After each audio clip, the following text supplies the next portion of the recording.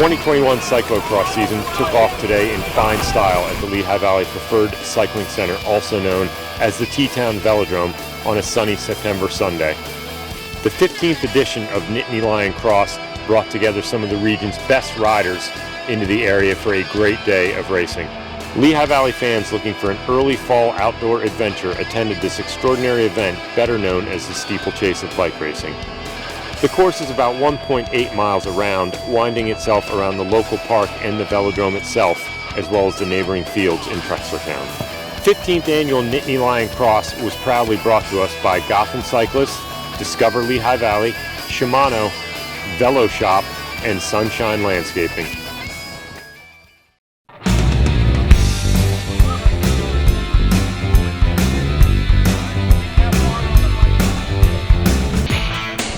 This year's elite women's race featured a wealth of local and regional talent, headlined by six-time winner Laura Van Gilder representing the Mellow Mushroom cycling team. It also featured such riders as Colavita Holdfield's up-and-comer Laura Abbey and first-timer newbie to cross Tori Glasscock. As the race wound down, it became a three-rider group from the start, including Glasscock, Van Gilder, and Abbey. After exchanging blows, Glasscock finally broke clear with about 2.5 laps to go and managed to hold off the veteran Van Gilder and the young Colavita rider Abbey to take what is undeniably her biggest win.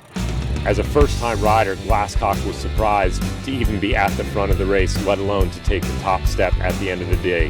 The young rider is a grad student at Rutgers University and splits her time riding with the local women's team EPS Riptide. In her first full season of cyclocross, she couldn't have been more ecstatic to beat a longtime veteran and two-time World Team member Van Gilder, as well as Abbey, to earn the top spot on the podium. Laura Abbey rounded things out with a third-place finish for her Colavita Whole Foods Market speed.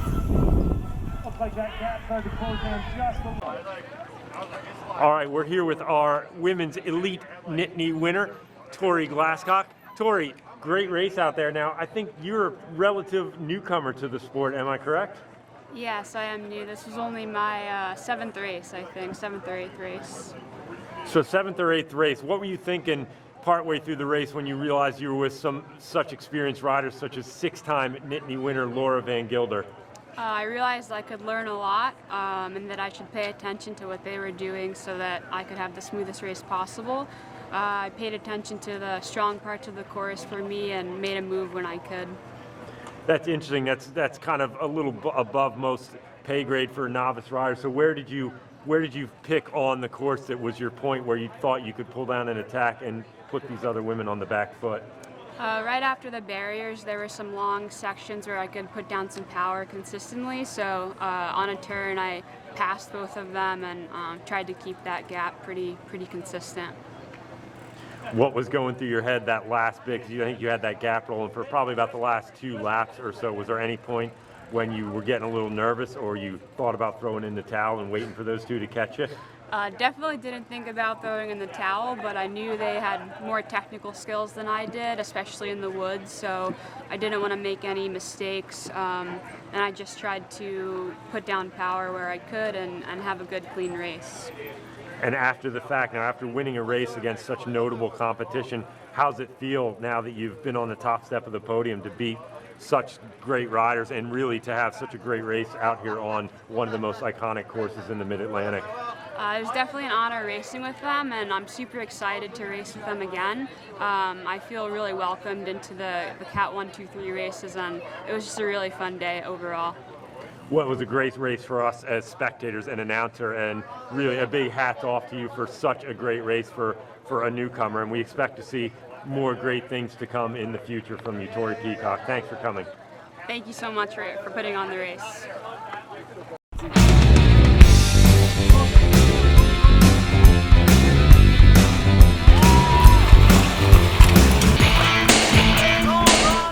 As with the elite women's race, the elite men's race was chock full of local and regional talent. Probably the top name to watch out for was Andy Wolfkel representing Rock Lobster Cycling Team. Wolfkel has a long history of top finishes and podiums in UCI events in a regional and local fashion, so he was the guy to look at amongst our 17-rider field.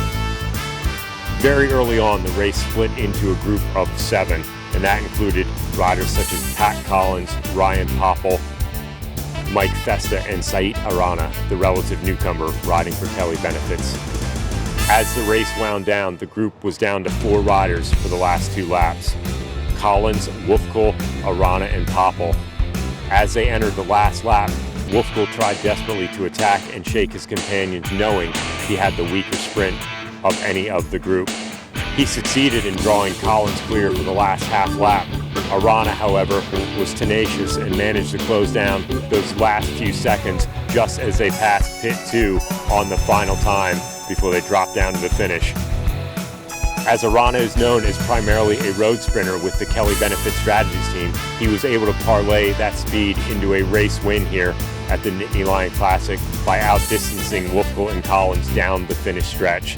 It was a big win for Arana, who only dabbles in cyclocross as a means to keep himself fit through the winter, and this was his first win. So to take such a win on a prestigious and storied course such as the Nittany Lion Classic was a very big moment for Arana's career as a cross rider. Wolfkuhl managed to hang strong and take the second spot, with a dejected Collins rolling home in third. All right, I'm here with Sait Arana, the winner of the Elite Men's Division at the 15th Annual Nittany Lion Cross. Sait, great race out there. How did it go down from your point of view? Well, thank you very much for having me here. It went pretty well. First laps we started with a group of 7. Later on, just went down to a group of 6 and then 4. I try to keep myself with a pretty good, like saving energy. Like 2 laps to go, one of the members of the group is just crashed in front of me. At that point, I was just like, I think I'm just gonna try to chase down, and if I don't get to them, at least I will end up third. And luckily, by the end of the last turn, I just sprint for first, and I think that went pretty well. Yeah, we talked a little bit about it during the race, talked about especially when your group was down to 4 riders, we talked about kind of the strengths and weaknesses from some of those different riders out there. And one of the things we definitely noted was your experience on the road and your finishing speed. And to be honest, a lot of the time it looked like you were kind of tagged on the back of that group. So was that a little bit of a tactical thought to just kind of follow and play your strength of the finishing sprint in the end if you could? I think, yeah, I think that was mainly my strategy. Just see, they kept rotating here and there a couple of laps. I didn't want to give everything to the last ones. I mean, unfortunately, because of the guy who crashed in front of me, I had to chase back and literally just give everything, but luckily it played out pretty well for us. That's awesome. I know we talked a little bit before the start of the race, and I don't even know that I've seen you at a cross race before, so I was kind of surprised to see you here, and you were kind of saying that, well, you know, doing some of this stuff helps literally just keep you riding throughout the fall, so clearly it's doing a little bit more than just keep you riding right now. Yeah, well, my roots from the very beginning, it was I started in mountain bike. Later on, just rode and bouncing. But you know, back in my country, we don't have cross. We don't have any cross. So this is what it keeps me riding during the off season, and it's a fun activity. It's definitely a fun branch of cycling. And what a better way to do it that close to home. So yeah. Yeah, it's great to see you come out with the win here today and add your name to really a pretty storied list of winners over the years here at the Nittany Lion Cross. So will we see you down the road, Charm City, the big UCI race, really probably in your backyard next weekend? Are we going to see you out there? Yeah, absolutely. I'll be there. If not racing as hard of those UCI monsters, well, just to have fun and cheer all my community out. That's awesome. We look forward to seeing you next weekend and down the road. So hopefully the trend continues. Great ride out here today at the 15th Annual Nittany Lion Cross. Well done, Sait Arana. Thank you. All right, we're here with Andy Taus, the longtime promoter of the Nittany Lion Cross. Andy, great to have the event this year. So we obviously had the COVID pandemic. Your last event was 2019. You know, I'm sure you've seen it, a lot of events haven't really been able to rebound from that, but you've managed to come back strong. Did you have any thoughts of kind of maybe letting the event go or at least passing it off into different hands? Yeah, I've thought of that, and I'm actually looking for somebody to step forward And I think I have somebody in the wings that wants to do it, and a club member, so I think that'll be good. We'll see how it goes. I'll see how much interest he has, so we'll see. That's always good to hear. I know obviously the last time we raced here, we were also a UCI event as well. This year, we're a little more local, not UCI status. How does that really affect the participation and the overall atmosphere of the race, do you think? I don't think it affects the racing so much. I think the riders anticipate that it's a UCI, it's going to be something special for them. But in retrospect, that's not true, because these riders that are category 1 and 2, they can ride either UCI or ride here, even if you're going against the UCI race. I don't think that's a big deal. I think people are looking how far they have to travel, what it's going to cost to stay overnight, whatever. So, you know, they have a budget just like anybody else.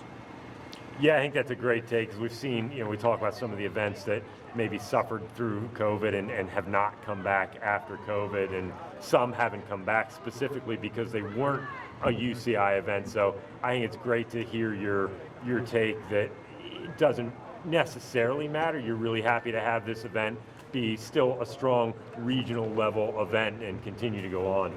Yeah, I think that's where I have to look at keeping the race, because just the cost is very prohibitive with the UCI. Now they have 20 places for men, 20 places for the women. They have 15 places for juniors. So the price of just coming up with that prize money is pretty prohibitive.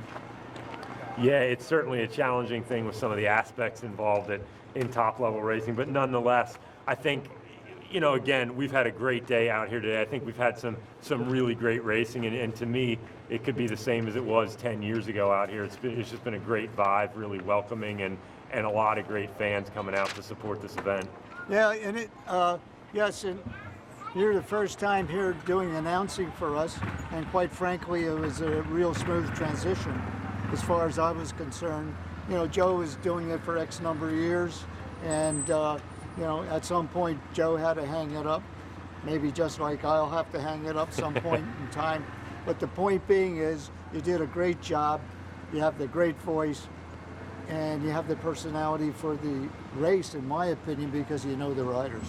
Well, thanks, that's very much appreciated, and I hope, even if you decide to pass the baton to another organizer, hopefully they're going to keep this race going on for at least as long as you have, 15 editions this year in 2021. So, and hopefully I'll be back on board next year. I'm happy to be part of the Nittany Cross family and try and help keep this event a staple event in the region. So a big hats off to you, Andy, for all your years of putting this event on, whether this is your last or whether you'll be back here next year behind the scenes or not. We're just happy to have you have put this event together and have something really great to hold on to in this region. Yeah, and I think the riders came out, they supported the event the way I anticipated, and I knew that I was going to be under the gun with numbers, but I think other racers are essentially seeing the same thing. So I think we're all in the same boat, and I think after we get through this lump of COVID, I think next year will be a totally different